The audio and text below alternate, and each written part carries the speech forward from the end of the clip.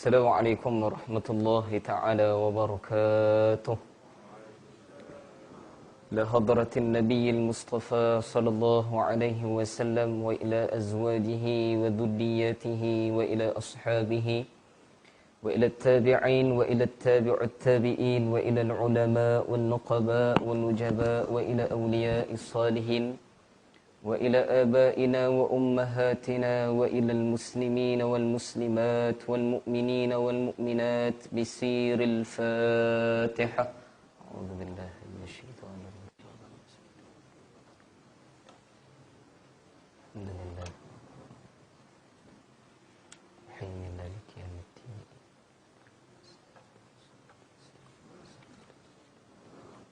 غير المغضوب عليهم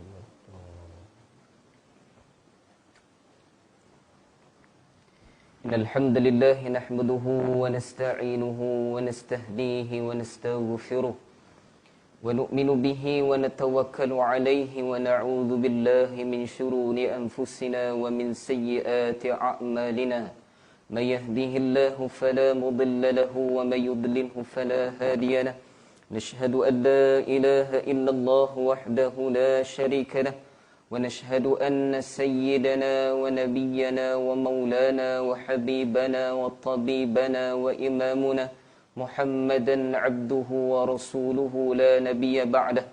اللهم صل وسلم على نور الأنوار وسير الأسرار وترياك الأغيار ومفتاح باب اليسار سيدنا ومولانا محمدا المختار وآله أطهار وأصحابه الأغيار عدد نعم الله وإفضاله.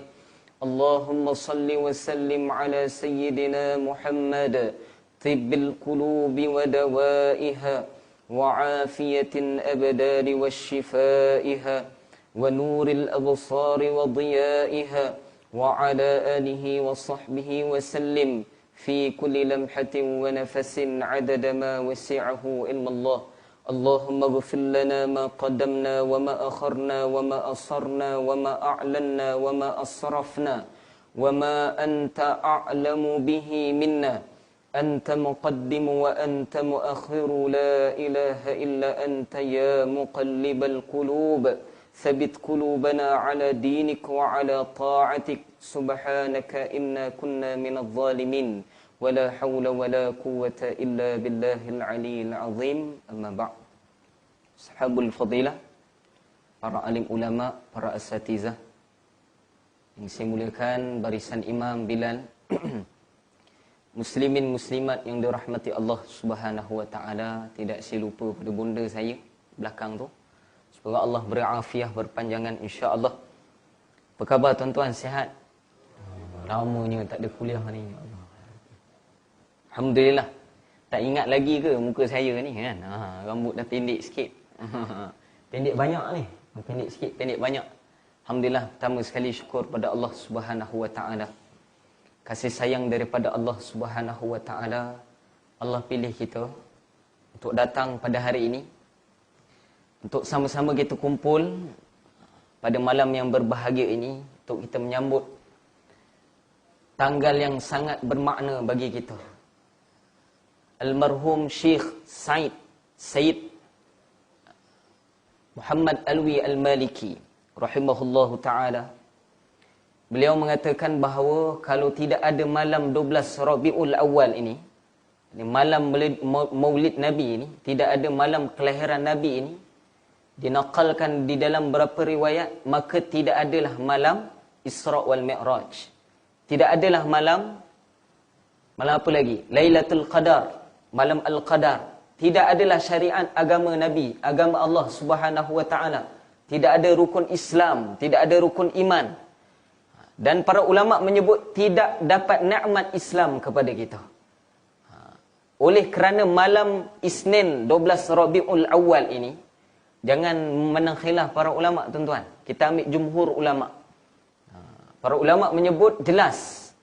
Ada orang kata 9 Rabiul Awal, 11 Rabiul Awal, 7, macam-macam riwayat. Kenapa hari kelahiran Nabi ni banyak riwayat? Para ulama sebut sepatutnya berlaku khilaf, lagi banyaklah sambutan Maulidur Rasul ni. Bukan pada 12 Rabiul Awal saja. Kita boleh raikan setiap malam sebenarnya.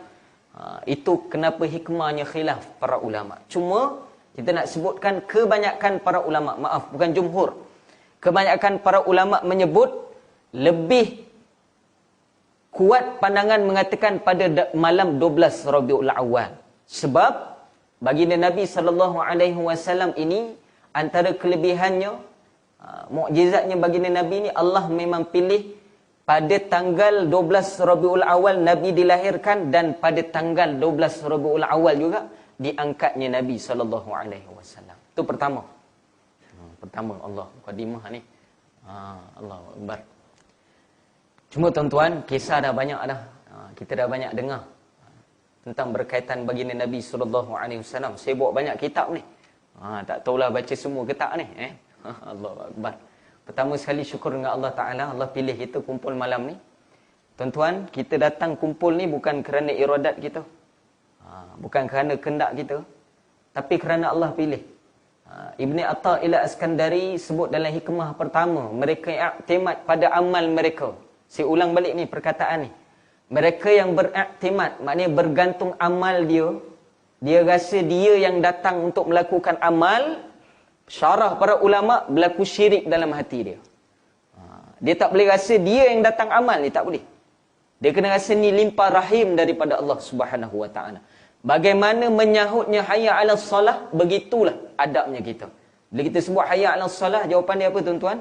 La haula wala quwata illa billah. Tidak ada daya dan kuatan melainkan Allah Subhanahu Wa Taala. Begitulah untuk hadir majlis ilmu agama Allah Subhanahu Wa Taala. Dan para ulama menyebut lebih-lebih lagi untuk meraihkan baginda Nabi SAW. Pertama, kita akan sentuh pada awal baginda Nabi SAW, sebelum disampaikan Iqra kepada baginda Nabi SAW. Ini kata guru kita Al-Habib Mahdi Al-Hamid hafizahullah ta'ala. Beliau mengatakan bahawa pertama yang menyambut baginda Nabi SAW adalah batu yang berada di hadapan rumah baginda Nabi SAW. Batu ini para ulama sebut tidak dapat menahan diri dia. Walaupun ketika itu tidak diwartakan kerasulan baginda Nabi SAW di atas muka bumi. Nabi ini lain sikit. Para ulama sebut dalam riwayat Nabi diangkat menjadi rasul, diwartakan sejak qada dan qadarnya Allah Subhanahu Wa Taala adalah sejak azali lagi. Tu kita kena pegang tu. Sebelum diciptakan Nabi Adam AS itu telah diangkat baginda Nabi SAW. Tu kena faham perkara ini. Baru kita boleh faham hakikat Muhammadur Rasulullah. Kalau tidak kita takkan faham Muhammadur Rasulullah. Para ulama menyebut batu yang berada di hadapan rumah baginda Nabi SAW tidak dapat menahan kasihnya terhadap baginda Nabi SAW. Setiap kali lalunya baginda Nabi bagi salam ke Nabi. Assalamualaikum ya Muhammad. Assalamualaikum ya Muhammad. Para ulama menyebut, kalaulah Nabi ini sunnahnya tidak berjalan, Nabi ini sunnah kalau Nabi berjalan, Nabi pergi jalan lain dan Nabi akan balik jalan lain. Itu sunnah baginda Nabi.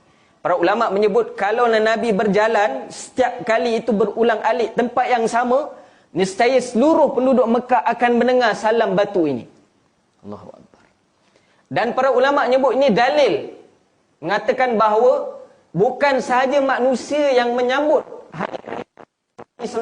dan mengangkat baginda Nabi sebagai Rasul. Bahkan batu-batuan juga mengangkat Nabi SAW sebagai Rasul Allah Subhanahu Wa Taala. Cuma diterjemahkan ketika itu, para ulama sebut, hanya batu itu sahaja dibenarkan oleh Allah Ta'ala untuk menyebut salam kepada baginda Nabi SAW. Kalau tak, nescaya seluruh jabal yang ada di bukit jabal yang ada di Mekah akan memberi salam kepada baginda Nabi SAW. Itu sebelum diangkat menjadi Rasul. Itu baginda Nabi SAW. Habis. Tu nak cerita Nabi SAW. Saya tak nak cerita panjang ni surah Nabi SAW. Kita akan bawa beberapa riwayat daripada beberapa kitab para ulama. Pertama dia dalam kitab Hilyah yang diriwayatkan oleh Abu Nuaim radhiyallahu anhu. Bahawa ada hadis baginda Nabi SAW, hadis qudsi yang panjang. yang pernah berlaku pada zaman Nabi Musa alaihi salam. Ni kita nak buktikan bahawa baginda Nabi ini bukan sahaja dimuliakan di kalangan umat Nabi sahaja, bahkan setiap Nabi-Nabi terdahulu pernah menakalkan dalam kitab-kitab mereka. Termasuk kitab yang paling besar sebelum datangnya baginda Nabi SAW yang menjadi rujukan Bani Israel, yakni Yahudi, ini kitab Taurat. Bahawa baginda Nabi SAW telah disebut namanya oleh Allah Subhanahu Wa Taala. Saya nak riwayat panjang bacaan ni, tapi kita baca sedikit. Auha ila Musa Nabi Bani Israel annahu malaki lakiyani wa huwa jahidun bi Ahmada adkhaltuhun nar. Kata Allah Subhanahu Wa Taala di dalam hadis ini, Allah Ta'ala menurunkan wahyu kepada Nabi Musa alaihi salam, yakni Nabi Bani Israel, bahawa barang siapa yang bertemu dengan aku. Siapa aku ini? Yakni Allah Subhanahu Wa Ta'ala daripada umatmu Bani Israel, padahal ia ingkar kepada Ahmad. Firman Allah kepada Nabi Musa. Nabi Muhammad tak ada lagi zaman tu. Tapi Allah firman kepada Nabi Musa AS, kalau orang ini bertemu dengan Allah, maksud bertemu ini beriman kepada Allah Subhanahu Wa Taala dan beriman kepada Nabi Musa AS, padahal ia ingkar kepada Ahmad, perkataan Ahmad ini, nescaya aku, yakni Allah, akan masukkan dirinya ke dalam neraka Allah Subhanahu Wa Taala. Umat Nabi Musa AS kalau ingkar kedatangan baginda Nabi SAW, Allah firman masuk dalam neraka. Allahu Akbar. Tu umat Nabi Musa AS. Kalau umat kita ni macam mana agak-agak. Dan di dalam riwayat yang panjang membahaskan tentang riwayat ini, ada satu kisah yang mana di zaman Bani Israel pernah berlaku satu orang. Para ulama menyebut di dalam riwayat ini bahawa orang ini terlampau banyak buat dosa kepada Allah Subhanahu Wa Taala. Bukan saja dosa hablu minallah, dia buat dosa juga hablu minan nas. Boleh dikatakan setiap dia bertemu dengan orang, dia akan buat zalim pada orang lain. Ni orang ni. Para ulama menyebut di dalam satu riwayat ini, Allahu Akbar, manusia ini, kaum Bani Israel ini, sewaktu dia meninggal dunia, dia wafat, apa terjadi pada dia? Kaum Bani Israel telah mengangkat jenazah beliau, jenazah orang ini, dan diangkat jenazah dia, dibuangkan di tempat sampah. Kerana sampah masyarakat orang macam ni, dia buang. Dan para ulama menyebut datang wahyu kepada Nabi Musa AS. Allah wahyukan kepada Nabi Musa AS, wahai Musa, lebih kurang mafhum dia. Baca riwayat panjang tuan-tuan tentang kisah ini. Firman pada Nabi Musa AS, wahai Musa, kamu kena uruskan jenazah orang ini. Para ulama menyebut ketika itu Nabi Musa AS tidak tahu apa yang berlaku pada orang ini. Ketika itu firman Allah kepada Nabi Musa AS, wahai Musa, pergi kamu kepada si fulan bin si fulan ini, dan kamu dipertanggungjawabkan untuk mengurus jenazah dia dan menanamkan, bukan saja menguruskan jenazah, menyembahyangkan dan menanam jenazahnya. Ini firman Allah kepada Nabi Musa AS. Nabi Musa ni tuan-tuan dia taat, dia tak macam kita. Kita ni sami'na wa asaina. Bila dengar, tanya dulu, ya ke ustaz? Tu kita. Nabi Musa AS tak. Bila dengar sahaja, kenapa ni? Tak tanya. Bila nampak saja orang ni kat tempat sampah, terus ambil, uruskan jenazah ni, mandikan dia, sembahyangkan dia, terus tanam. Habis daripada tugasan Nabi Musa AS ini, barulah bertanya kepada Allah Subhanahu Wa Taala. Dan kelebihan Nabi Musa kita semua tahu, kalimullah, boleh berkata dengan Allah Subhanahu Wa Taala. Dan para ulama menyebut, kita bertanya kepada Nabi Musa, bertanya kepada Allah Subhanahu Wa Taala, wahai Allah, apa sebenarnya yang berlaku pada orang ini? Maka dijawab oleh Allah Subhanahu Wa Taala, wahai Musa, kalau kamu nak tahu lebih lanjut kisah tentang si fulan ini, kamu tanya kepada isterinya. Ini satu perkara penting. Para ulama menyebut, yang menyimpan rahsia segala-galanya adalah isteri kita. Ni kena pegang ni. Dalam live ni tolong Allahu Akbar. Maka isteri memegang aib suaminya. Tapi kerana diminta oleh Allah Subhanahu Wa Taala, ini difirmankan oleh Allah Taala kepada Nabi Musa untuk bertanya kepada isterinya, maka isterinya taat. Isterinya taat kepada Nabi Musa AS. Suami tak taat. Maka ditanya, Nabi Musa tanya kepada isteri dia, Wahai fulana, apa yang terjadi pada suami kamu? Maka dijawab oleh isteri dia, wahai Nabi Allah Musa, seperti mana yang kamu lihat sekarang, kamu lihat sebelum kamu uruskan tadi, kamu lihat bagaimana jenazah dia dibuang oleh orang kampung Bani Israel. Kenapa? Kerana dia ni sentiasa menzalimi orang lain. Setiap kali dia bertemu dengan orang, dia akan zalim pada orang. Termasuklah aku sebagai isteri dia. Pun zalim pada aku, menyebabkan aku pun tak semayangkan dia. Allahu Akbar. Maka para ulama menyebut di dalam riwayat ini, Nabi Musa AS ni hairanlah. Nabi Musa ni kalau Allah tak firman pada dia, dia tak tahu. Kan? Bukan tiba-tiba tahu kan? Tak. Nabi Musa AS bertanya lagi, wahai isteri, wahai fulana, kalaulah tidak ada satu kebaikan terhadap orang ini, takkanlah Allah perintahkan aku untuk semayangkan dia. Mesti ada satu kebaikan yang kamu suruhkan daripada aku. Maka apa jawab si fulana ni, isteri dia? Yang seingat aku, satu-satunya kebaikan yang dia pernah buat, itu pun hubungan dia dengan Allah Ta'ala, bukan hubungan dengan manusia. Apa dia? Setiap kali dia membaca kitab Taurat, ni saya bacakan riwayat ini. Setiap kali dia membacakan riwayat yang saya baca ini, bertemu nama Ahmad, maka dia akan mencium nama tersebut. Pertama, dia akan mencium nama tersebut, dia akan tutup dan menangis, kemudian dia akan tidur. Setiap malam dia akan buat perkara tersebut. Menyebabkan apa? Allah memerintahkan Nabi Musa, yang mana Nabi Musa ini adalah ulul azmi minar rasul. Bahkan para ulama menyebut Nabi Musa ini kisah yang paling banyak dalam Quran. Nabi Musa AS. Kerana dia mencium saja nama Ahmad ini. Kerana dia mencintai nama Ahmad ini. Mencintai nama saja tuan-tuan. Tak jumpa lagi Rasulullah mencintai saja nama Ahmad dan mencium namanya. Para ulama menyebut, kerana kebaikan ini, aku rasa kebaikan ini. Kerana kebaikan inilah, mungkin Allah memerintahkan kepada kamu untuk sembahyangkan dia. Maka Nabi Musa AS keheranan balik, maka bertanya kepada Allah Subhanahu Wa Taala, wahai Allah, adakah kerana kebaikan ini? Maka dijawab oleh Allah Subhanahu Wa Taala, wahai Musa, benar. Kerana dia menghargai nama Ahmad ini, aku perintahkan kepada kamu, wahai Musa, bukan sahaja menyembahyangkan dia, bukan saja menguruskan jenazah dia, bukan saja menyembahyangkan dia, bukan saja menanamkan jenazah dia, bahkan mendoakan keampunan untuk orang ini. Allahu Akbar. Kerana apa? Kerana mencium nama Ahmad sallallahu alaihi wasallam. Ini pertama kisah, tuan-tuan. Ini dah menjadi satu tauladan besar pada kita, bahawa umat sebelum ini pun telah mendapat manfaat syafaatnya Rasulullah sallallahu alaihi wasallam. Bahkan para ulama menyebut, ni satu lagi kisah tuan-tuan kalau sempat. Satu lagi kisah. Allahu Akbar.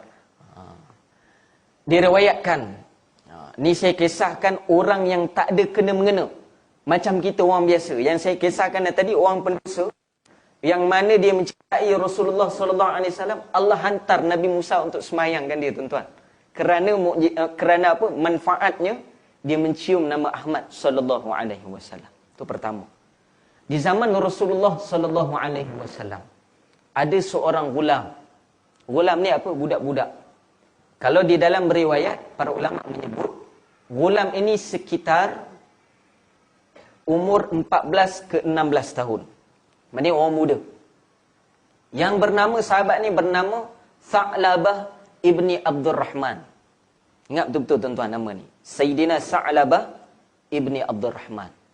Sa'labah ibni Abdul Rahman. Bukan Abu Sa'labah. Dia ada kisah lain. Tok Abu Sa'labah yang tak bayar zakat. Di satu luar lagi. Sa'labah ibni Abdul Rahman. Dia meninggal awal, muda. Okey. Di dalam riwayat, diceritakan kepada kita, Sa'labah ni sifat dia apa? Dia orang muda. Sifat dia, Sa'labah ibn Abdul Rahman, dia ni akan sentiasa mendudukkan diri dia di hadapan pintu rumah Rasulullah sallallahu alaihi wasallam. Itu memang sifat dia. Yang ini para ulama menyebut sehingga kan ada riwayat mengatakan bahawa Sa'labah ini kalaulah tidak ada rumah, dia ni tak ada rumah, nescaya dia akan tidur depan rumah Rasulullah sallallahu alaihi wasallam, depan pintu rumah Rasulullah sallallahu alaihi wasallam. Dan para ulama menyebut kerana kasih dia kepada baginda Nabi sallallahu alaihi wasallam, dia nak setiap kali Nabi keluar daripada rumah Nabi, Nabi akan lihat dia dulu. Itu pertama. Dan yang kedua, dia nak setiap kali Nabi keluar, Nabi nak memerintahkan sesuatu keperluan, yakni untuk melakukan sesuatu keperluan, hatta keperluan diri Nabi sendiri, dia nak dia yang lakukan untuk Nabi sallallahu alaihi wasallam. Ini Sa'labah ibni Abdurrahman.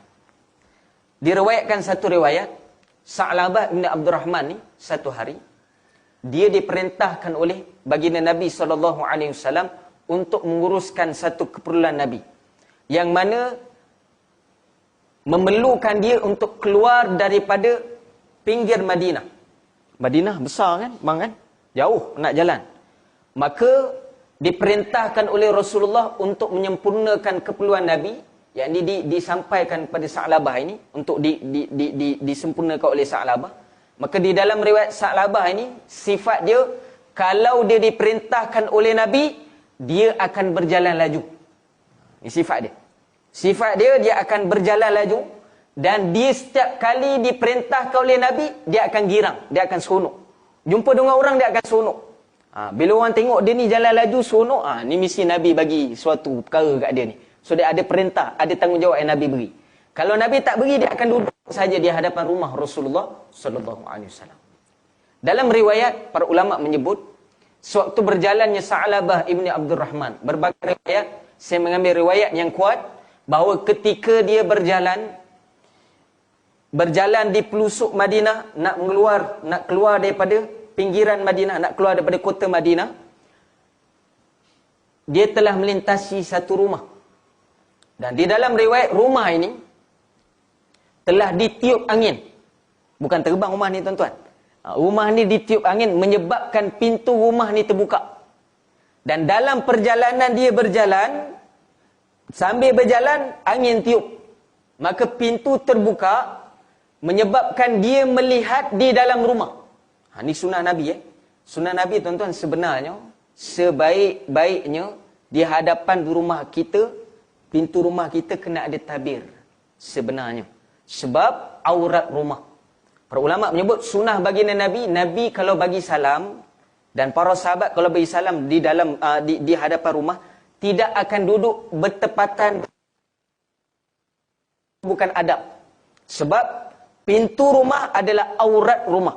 Maksud dia, aurat rumah ni, dialah penghadang bagi aib kepada rumah tadi. Maka bila berjalan Sa'labah ini, ditiup pintu, maka dia nampak di dalam rumah. Dan angin ni tadi ditakdirkan oleh Allah Subhanahu Wa Taala bukan saja meniup pintu tadi, telah meniup kain tabir bilik air rumah tersebut. Menyebabkan Sa'labah ini melihat seorang wanita sedang mandi. Pertama, saya bertanya kepada beberapa guru kita, Sa'labah, para ulama menyebut dia amanah dengan apa yang dia bawa. Dan riwayat yang kuat mengatakan bahawa perempuan yang dilihat oleh Sa'labah ini adalah perempuan tua. Pernah ada asatizah kita cerita perempuan muda? Tak, sebenarnya perempuan tua. Dan para ulama menyebut dia membawa amanah daripada baginda Nabi. Sedang dia bawa amanah ni, keperluan nak menyempurnakan keperluan Nabi, berjalan, melihat di dalam rumah, dan terlihat di dalam bilik air rumah tersebut. Dan para ulama menyebut, terlihatlah seorang wanita tu sedang mandi. Maka para ulama menyebut, terus dia mengalihkan pandangan dia dengan mengucapkan astaghfirullah. Itu pertama, astaghfirullah. Kalau kita, tuan-tuan, alhamdulillah. Saya tak sebut, tuan-tuan, tuan-tuan yang sambung. Tuan-tuan yang sambung. Saya tak sambung. Dia ucap astaghfirullah. Itu adab pertama, beliau melihat aurat rumah. Maka para ulama menyebut, bila melihat saja di dalam rumah, dalam keadaan tidak sengaja, bukan sengaja untuk melihat, dia melihat dalam keadaan tidak sengaja, mengalihkan pandangan dia, dan ketika itu para ulama menyebut kerana kecintaan dia kepada baginda Nabi SAW, dia tak sanggup membawa perkara ini. Sebab dia kata di dalam hati dia, wahai Sa'labah, ketika kamu melakukan perintah baginda Nabi sallallahu alaihi wasallam, kamu telah melakukan dosa terhadap Allah Subhanahu wa taala. Jadi kamu kena malu dengan Allah Subhanahu wa taala dan kena malu dengan Rasulullah sallallahu alaihi wasallam. Ni dia berkata pada diri dia. Budak umur 14 tahun, tuan-tuan. Riwayat yang kuat 14 tahun. Dan riwayat, kalau ada riwayat lain pun, gulam ini 16 tahun. Takwa kepada Allah Subhanahu wa taala. Allahu akbar. Saya pun tak dapat macam tu. Sa'labah Ibn Abdul Rahman, para ulama menyebut, ketika melihat dosa yang tidak disengajakan, kerana takut, dia tahu bahawa apa yang telah dia lakukan ini akan disampaikan oleh Jibril alaihissalam kepada Rasulullah sallallahu alaihi wasallam. Apa yang berlaku? Dia lari daripada Rasulullah sallallahu alaihi wasallam. Dia ringkaskan kisah, tuan-tuan. Sa'labah ini ketika berada di pinggiran Madinah, dah berada di pinggiran Madinah, kerana takutkan dosa kepada Allah Subhanahu wa taala dan takut pada Nabi sallallahu alaihi wasallam, malu pada Nabi dengan dosa dia, menyebabkan dia tak balik pada Madinah. Dan para ulama menyebut ketika itu dia lari dan dia duduk di antara Mekah dan Madinah. Ulama khilaf, tak tahu di mana tempat. Yang pastinya dia berada di satu gua. Dan para ulama menyebut berapa hari dia tak balik ke Madinah. Disebutkan di dalam riwayat, Nabi tunggu. Ini Abdul Rahman. Hari pertama tunggu, tak balik. Hari kedua tunggu, tak balik. Riwayat yang kuat, diriwayatkan selama 40 hari dia tak balik. Dan diperintahkan oleh baginda Nabi SAW. Nabi perintahkan dua sahabat besar. Pertama, Sayyidina Umar ibn Khattab radhiyallahu anhu dan Sayyidina Salman Al-Farsi radhiyallahu anhu untuk mencari Sa'labah ibn Abdul Rahman. Kerana apa? Kerana dia tak balik ke Madinah. Risau Nabi. Ketika itu wahyu tak sampai pada Nabi. Nabi tak tahu apa yang berlaku pada Sa'labah ibn Abdul Rahman. Sa'labah ni kerana kecintaan dia pada Nabi takut sampai tahap macam tu. Dan para ulama menyebut ketika itu Nabi memerintahkan kepada Sayyidina Umar radhiyallahu anhu dan juga Sayyidina Salman Al-Farsi radhiyallahu anhu untuk mencari Sa'labah ibn Abdul Rahman ini. Maka Sayyidina Umar dan Sayyidina Salman berjalanlah keluar daripada pinggiran Madinah. Maka di dalam riwayat disebutkan oleh baginda Nabi, carilah Sa'labah ini di antara Mekah dan Madinah. Maka berjalanlah Umar dan juga Salman radhiyallahu anhuma, berjalan mereka. Maka melihat kepada satu orang berada pada pinggiran Madinah. Ketika itu kalau kita pergi Mekah Madinah, tuan-tuan, di luar Madinah ni memang tak ada orang, sebab situ padang pasir, kan? Memang tak ada orang. Yang ada hanya pengembala kambing sahaja. Maka Umar ketika itu melihat daripada jauh susuk tubuh dan meneka adakah ini Sa'labah ibn Abdul Rahman. Melihat daripada jauh, tanya pada Salman, ni Sa'labah ke? Bukan. Maka apa kata kita pergi tanya kepada orang ini? Maka di dalam riwayat, Sayyidina Umar ni jalan pada Madinah jauh, tuan-tuan. Sampai keluar Madinah, bertemu dengan pengembala kambing dan bertanya pada dia, wahai pengembala kambing, kamu kenal tak satu orang budak yang nama dia Sa'labah bin Abdul Rahman? Maka kata, jawab pengembala kambing ini, aku tak kenal. Siapa dia? Aku tak kenal. Maka diceritakan oleh Sayyidina Umar, wahai pengembala kambing, kalau kamu tak kenal nama ini, adakah kamu kenal ciri-ciri orang ini? Apa ciri-ciri dia? Pertama yang saya sebut tadi, dia kalau berjalan, dia berjalan laju. Kecil lah budak, pertama budak kecil. Yang kedua, dia akan berjalan laju. Dan yang kedua, dia akan girang. Dia ni seorang yang happy go lucky punya orang, kan? Riang gembira punya orang. Maka kata pengembala kambing, aku tak dapati orang yang sebegini. Cuma aku dapati sebelum baru-baru ini ada seorang budak memang datang. Tapi dia bukan seorang yang berjalan laju, tidak. Tapi setiap daripada langkah dia penuh dengan tangisan. Penuh dengan air mata. Maka dia duduk di mana? Dia duduk di atas gua itu. Kenapa? Macam mana kamu boleh tahu orang ini? Sebab aku akan sediakan susu kambing untuk dia. Setiap hari, saya sebut tadi 40 hari, betul? Setiap hari, orang ini, pengembala kambing ni kata, aku akan sediakan setiap sebelum maghrib, dia akan minum 1 gelas daripada susu kambing milik aku. Maka di dalam riwayat sebut pengembala kambing ini kepada Sayyidina Umar radhiyallahu anhu. Sayyidina Umar sebut pada dia, tanya pada dia, boleh tak aku bertemu dengan orang ini? Maka kata pengembala kambing ini, wahai Umar, sungguhnya orang ini tak nak berjumpa dengan sesiapa. Dia akan turun bila dia melihat aku saja berada pada bawahan. Selain pada aku, dia tak akan turun. Ini Sa'labah bin Abdurrahman. Allahu Akbar. Dan dalam riwayat ketika itu, Sayyidina Umar kata guru saya, tunggu 1 hari dia. Tunggu Sa'labah ni 1 hari. Sehingga maghrib akan datang.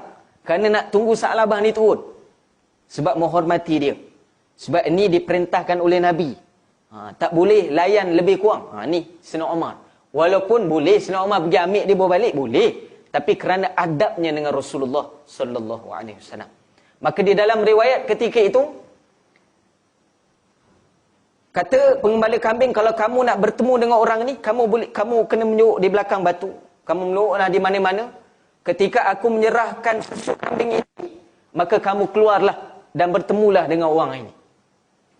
Maka ketika diberikan susu ini kepada Sa'labah turun, melihat pengembala kambing, dia turun.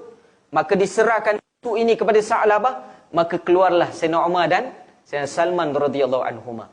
Maka keluar kedua-duanya, wahai Sa'labah bin Abdurrahman. Maka ketika itu mendengar namanya dipanggil dan mengetahui suara itu siapa. Dia tahu siapa? Sayyidina Umar panggil dia.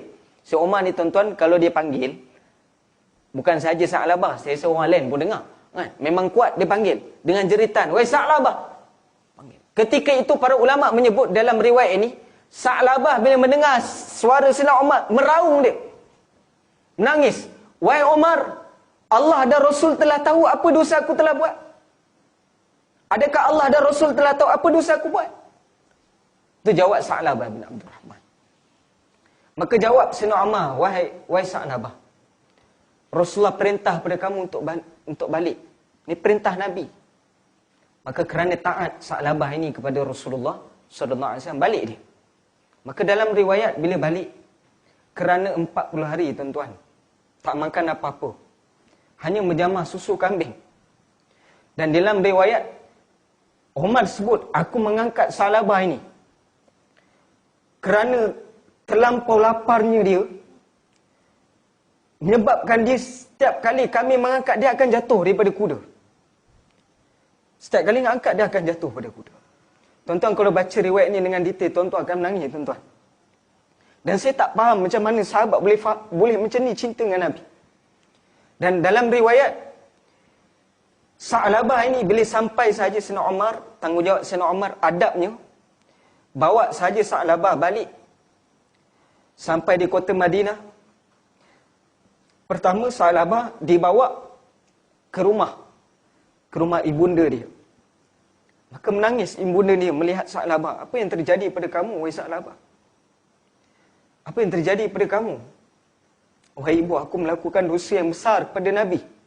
Aku nak mentaati perintah Nabi, tapi aku melakukan dosa ketika ini, ketika melakukan perintah itu. Maka Umar dengan cerdas, kecerdasan Umar ini, bertemulah dengan Rasulullah sallallahu alaihi wasallam. Wahai Rasulullah, sungguhnya kami telah membawa balik Sa'labah.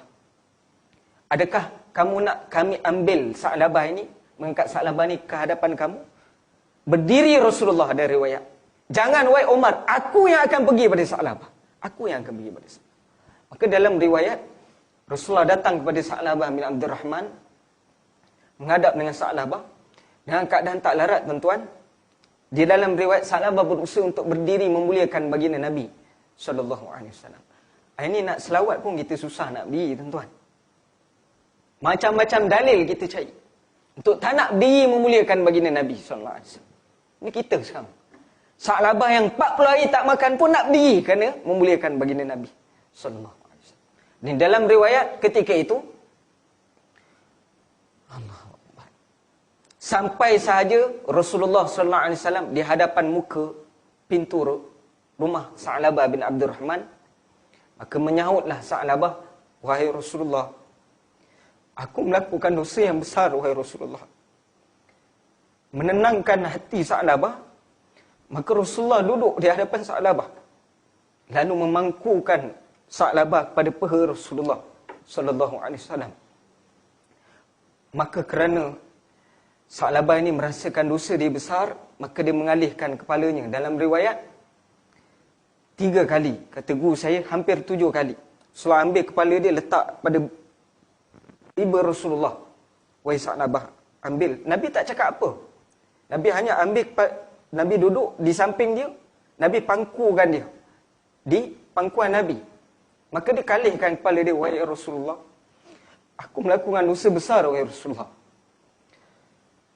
Maka Rasulullah angkat balik, letak balik atas riba Rasulullah. Angkat, kalih balik Sa'labah. Aku tak layak, oh Rasulullah. Mata ini melakukan dosa. Wahai Sa'labah, angkat balik Rasulullah. Selangkat balik, kepala dia letak balik atas riba Rasulullah SAW. Berlaku banyak kali, sehinggalah Rasulullah sebut pada Sa'labah, wahai Sa'labah, apa yang berlaku pada kamu sebenarnya, wahai Sa'labah? Apa yang berlaku? Tuan-tuan boleh faham tak keadaan dia? Kenapa Rasulullah tak tanya awal? Boleh faham tak? Kerana dia takut bila jumpa Nabi ni. Bila nak menghadap Nabi, tak sanggup nak menghadap Nabi. Sebab berlaku perkara tu pada dia. Benda ini tuan-tuan kita akan faham bila kita mencintai Rasulullah. Bila kita melakukan, kita mencintai seseorang seperti ibu bapa kita. Bila kita melakukan dosa, kita akan berlaku macam tu. Sa'labah dalam riwayat, begitulah di hadapan Rasulullah. Maka Rasulullah tanya, wahai Sa'labah, sudah, ni perintah aku untuk kamu duduk, kamu baring di atas riba aku. Maka kekallah Sa'labah di atas riba Rasulullah. Maka ditanya oleh Rasulullah, apa yang berlaku sebenarnya? Maka dijawab oleh Sa'labah, Sa'labah ceritalah apa yang berlaku. Aku berjalan nak melakukan perintah kau, wahai Rasulullah. Aku telah melakukan dosa. Aku telah melihat perempuan begini begitu.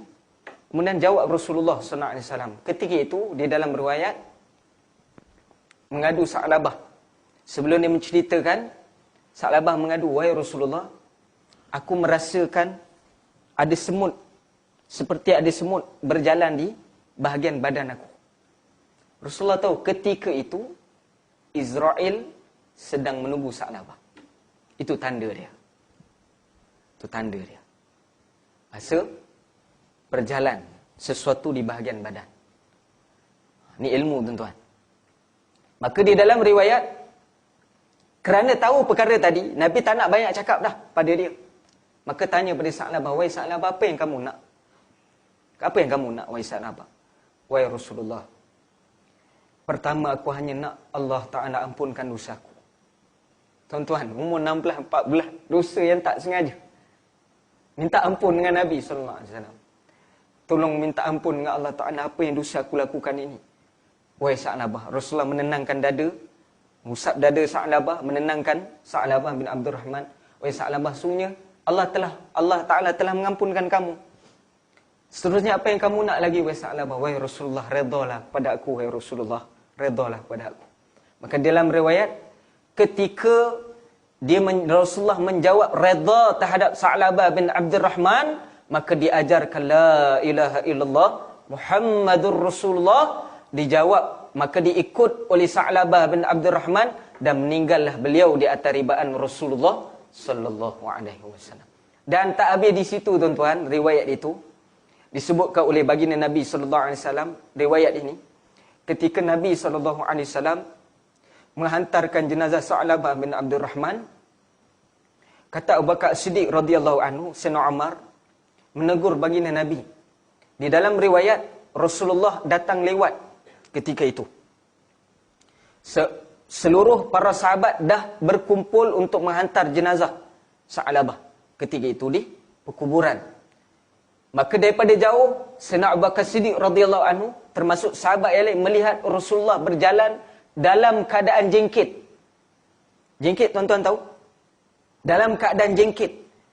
Maka ditanya oleh sahabat, oleh Abu Bakar Siddiq, wahai Rasulullah, apa yang terjadi pada kamu ini? Kenapa kamu jalan jengkit sedangkan luas perjalanan? Jengkit, seumpama sempit perjalanan tadi. Maka apa jawab Rasulullah, tuan-tuan? Wahai Umar, wahai Abu Bakar, wahai sahabat, saksi oleh kamu, kenapa aku berjalan begini? Betapa banyaknya malaikat yang menghantar Sa'labah bin Abdurrahman ke kuburnya pada hari ini. Kerana apa? Kerana dia sifat dia cinta kepada Nabi sallallahu alaihi wasallam. Allahu akbar. Ini tuan-tuan, dosa kita banyak dengan Allah Subhanahu Wa Taala. Tambahan pula banyak dengan Nabi sallallahu alaihi wasallam. Bagaimanalah keadaan kita bila menghadap Nabi nanti, tuan-tuan? Salabah ni buat dosa pun, nak menghadap Nabi pun tak sanggup, tuan-tuan. Besok kita macam manalah nak menghadap Nabi sallallahu alaihi wasallam. Ulama menyebut semua daripada kita akan melihat wajah baginda Nabi sallallahu alaihi wasallam besok di akhirat. Maka bagaimana keadaan kita bila menghadap nanti?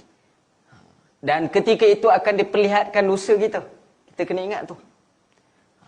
Dahlah tambah dengan banyak dosa kita, kurang pula selawat kepada baginda Nabi sallallahu alaihi wasallam. Sahabat dah tentu dah.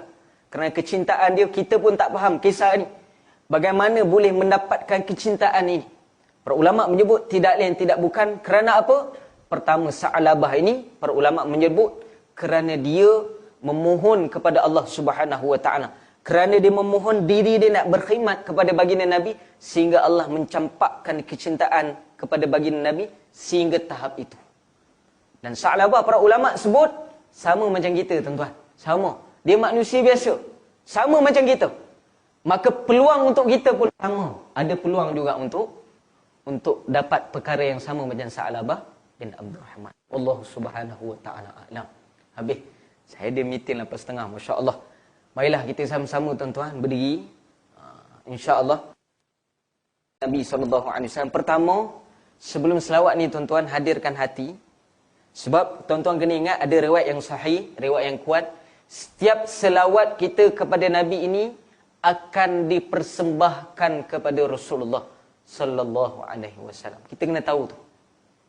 Sebab itu para ulama menyebut setiap selawat kepada baginda Nabi jangan main-main. Sebab setiap satu selawat kita akan ada malaikat yang berlainan bawa. Satu Allahumma salli ala sayyidina Muhammad, satu malaikat bawa menghadap Nabi. Setelah Allahumma salli ala sayyidina Muhammad, yang kedua malaikat lain pula bawa. Di mana, tuan-tuan? Di alam barzakh. Nabi menyaksikan siapa yang berselawat kepada baginda Nabi sallallahu alaihi wasallam. Bagaimana kaifiat dia, ustaz? Macam mana Nabi boleh tahu? Wallahu alam. Yang disebut oleh Nabi, aku pasti akan tahu siapa yang selawat kepada aku. Maka jagalah adab kita dengan baginda Nabi sallallahu alaihi wasallam. Insya-Allah, tuan-tuan, Jom, insya-Allah.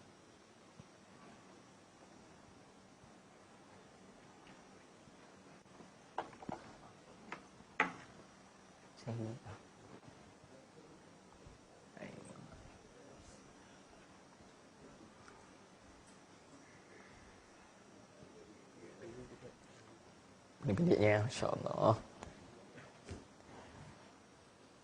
Qul Allah Ta'ala, Inna Allah wa malaikatahu yusalluna 'alan nabi. Ya ayyuhalladzina amanu sallu 'alaihi wa sallimu taslima. Allahumma salli. Sallallahu ala Muhammad, sallallahu alaihi wasallam,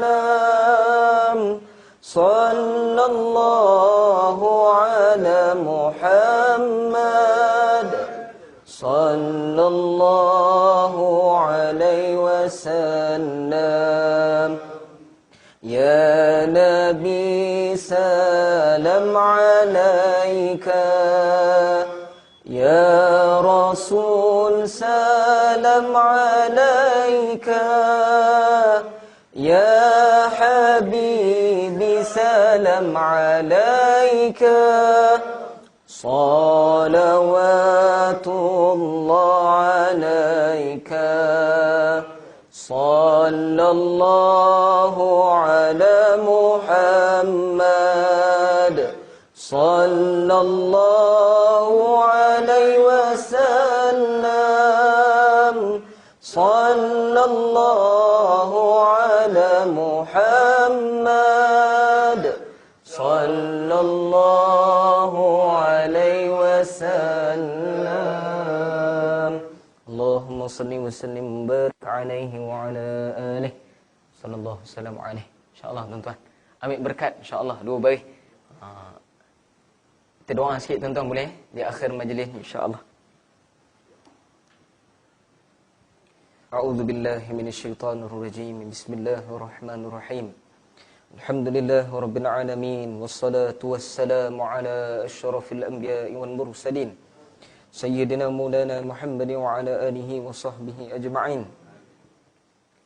Allahumma salli wa sallim ala sayyidina Muhammad tibbil qulubi wa dawaiha wa afiyatin abdari wa shifaiha ونور الأبصار وضيائها وعلى آله وصحبه وسلم في كل لمحة ونفس عدد ما وسعه علم الله. اللهم صل وسلم على سيدنا محمد نور الأنوار وسير الأسرار وترياك الأغيار ومفتاح باب اليسار سيدنا ومولانا محمد المختار وآله الطهار وأصحابه الأغيار عدد نعم الله وإفضاله. اللهم إنا نسألك رضاك والجنة الفردوس مع رسول الله صلى الله عليه وسلم ونعوذ بك من سخطك والنار. اللهم إنك عفو كريم تحب العفو فاعف عنا وعن والدنا وجميع المسلمين والمسلمات برحمتك يا أرحم الراحمين. Ya Allah, pada malam ini ya Allah, saksikanlah atas berdirinya kami berselawat kepada Nabi-Mu ya Allah. Saksi kami cinta kepada Nabi-Mu ya Allah. Ya Allah ya Rahmanur Rahim. Sungguhnya kami banyak dosa kepada-Mu ya Allah. Lemahnya kami ya Allah, jahilnya kami ya Allah. Lemahnya kami dalam memperingati baginda Nabi sallallahu alaihi wasallam. Ya Allah ya Rahmanur Rahim, berilah taufik dan hidayah kepada kami ya Allah, supaya sentiasa berselawat kepada baginda Nabi sallallahu alaihi wasallam. Ya Allah ya Rahmanur Rahim. Sungguhnya kami tidak layak untuk menjadi umat baginda Nabi sallallahu alaihi wasallam ya Allah. Sungguhnya atas limpah rahim daripada kasih sayang-Mu ya Allah, Kau memilih kami menjadi umat baginda Nabi sallallahu alaihi wasallam. Ya Allah, jadikanlah asbab ini ya Allah, jadikanlah sebab ini ya Allah, kami mendapat syafaat baginda Nabi sallallahu alaihi wasallam. Pandanglah kami dengan pandangan rahmat-Mu ya Allah. Janganlah Kau siksa kami atas dosa-dosa kami ya Allah. Sungguh kami jahil ya Allah, kami bodoh, kami miskin ya Allah. Kami hanya mengharap kepada-Mu ya Allah. Bantulah kami ya Allah. Rabbana atina fid dunya hasanah wa fil akhirati hasanah wa qina adzaban nar. Sallallahu ala sayyidina Muhammad wa ala alihi wa sahbihi ajma'in. Walhamdulillahi rabbil alamin. Wabillahi taufiq wal hidayah. Wassalamualaikum warahmatullahi taala wabarakatuh.